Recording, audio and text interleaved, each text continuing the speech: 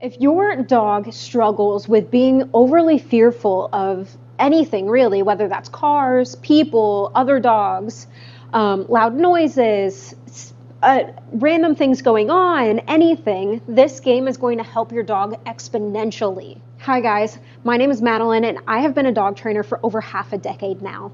I have loved learning and watching my dogs learn through games-based training.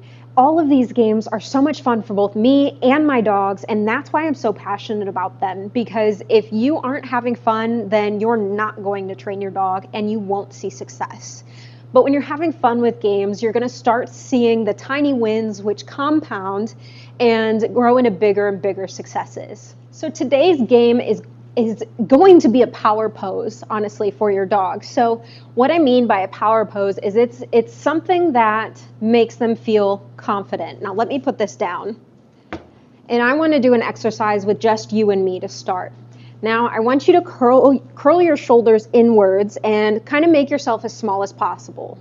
Sit in that and duck your head and everything, and sit in this position for a little bit. You're going to start feeling more down, a little depressed. Maybe your thoughts start roaming and you're feeling a little bit anxious. And then after a couple of seconds of you doing that and noticing those feelings, I want you to push your shoulders back. I want you to look up. I want you to, I guess, spread your abs, sit up a little straighter. And I want you to notice how that feels. It might feel a little uncomfortable at first, but the more you do it, the more you're going to feel confident in everything that you're doing. And this game is exactly the same thing that we're going to do for our dogs. So many of our dogs are living their lives curled up in a ball, either afraid, or maybe they're just curled up in a ball sleeping, but then they start to just lay down curled up in a ball. And they are doing that curled up, hunched pose, and those negative emotions start to creep in. So this game, we're going to need some type of platform, anything your dog can stand on, really. For my larger breed, I've done an entire chair. I have a little step ladder that I've used. I now have these little, they're like yoga balance pads for humans. I use these all the time. This one's inflated, but you can do them just deflated, completely empty of air, or you can do so many things with this. Like, you can choose so many different objects. It does not have to be anything specific. And the whole goal is I want my dog to put their feet on this object. Now, if I put this down, maybe Mufasa might not, but we'll see. He might just go and put his feet on it. You proved me wrong. That's okay. That's what I hope your dog does, is nothing and is looking at you like, what the heck is this? If your dog is not accustomed to following your hand with a lure, then I want you to go back to that video and watch and practice just having your dog follow your hand luring, because we're going to use that for this game. So that video is linked in the description.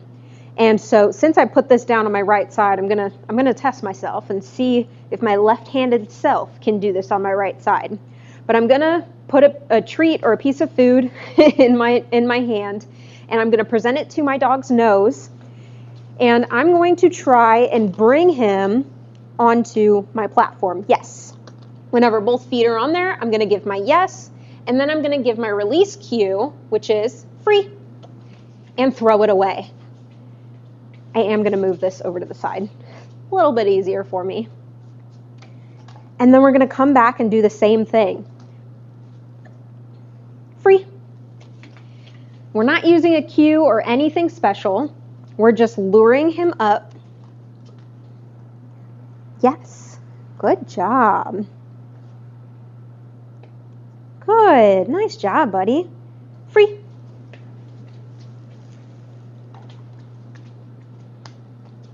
Yes, good boy. Yes. Ideally, you want both feet on this object. That's why I keep looking around. Free. because I want my dog to have both feet on here confidently and they're ready for the next step, whether that's a yes or whatever else they need. Now you can grow this into more functional tasks, but just starting off at this basic level, just getting my dog to put their feet on something is a great way to boost their confidence. When I'm on a walk and and my dog sees another dog, I can go over to a step, or if you're walking in the park and there's a park bench or a fallen over tree that you can use as the stump. All of those things are things your dog can put their feet on. And by doing that, it gives them something to anchor. So they're anchoring themselves to that park bench, for example, and thinking about what they're doing, how they're working and strengthening their core and maybe their shoulders a little bit and their hips.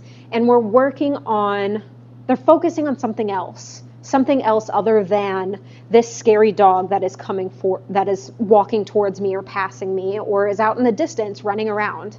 So it helps give our dogs something to focus on. Are you ready to train more? All right. So let's show you again since Mufasa is ready. I'm going to use my 4 and I'm going to bring him up. Yes. And then free him. And then with my 4, meet him before he goes on it, ideally, and then lure him on. Yes. Free. I do have another object here that's a little bit easier, and it's just an easy husky knee board that my husband bought while he was working on his woodworking projects from Home Depot that I may or may not have stolen from him. This one is easier to start off with because it is so low to the ground. It also doesn't move. So the blue one that I have over there, it's rather inflated, probably not all the way free, but more so than I would have hoped for a beginner dog. And so they have to balance a little bit. They have to use their skills to be able to confidently do it. Whereas this one I threw 2 treats, but all right, that's fine.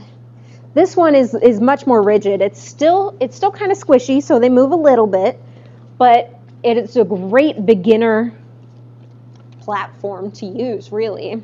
Free. Another way is if you're behind the object, yes. Free. The whole goal with this is I want to make sure my dog is still standing. So I don't want them going into a sit on this. So if my dog, when luring, went into a sit, I would just reset them. So I would not say anything, and I would just throw a treat away and then try again. I know my cattle dog, Atlas, he goes into sit a lot. So we are working really hard on making sure he stays into that stand and he's working on those hip muscles. Yes. If you're getting a lot of sitting, that could just mean that the object is too hard for your dog, or maybe they don't have the muscles built up for it yet. In a nutshell, that is really our paws up. Eventually you can add a cue, and to do that I would just throw one away, and then before starting my lure, waiting for Mufasa to come back whenever he finds the treat.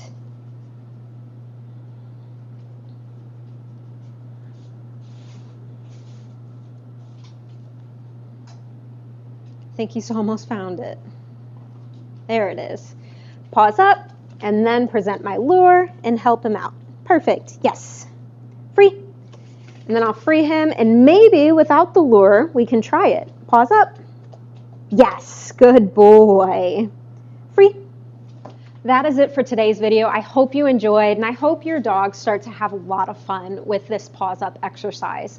It's so versatile, and you can really take it anywhere. Anyways, like, subscribe, comment, all that fun stuff. Share with your friends. Have a great day, guys. Keep on training.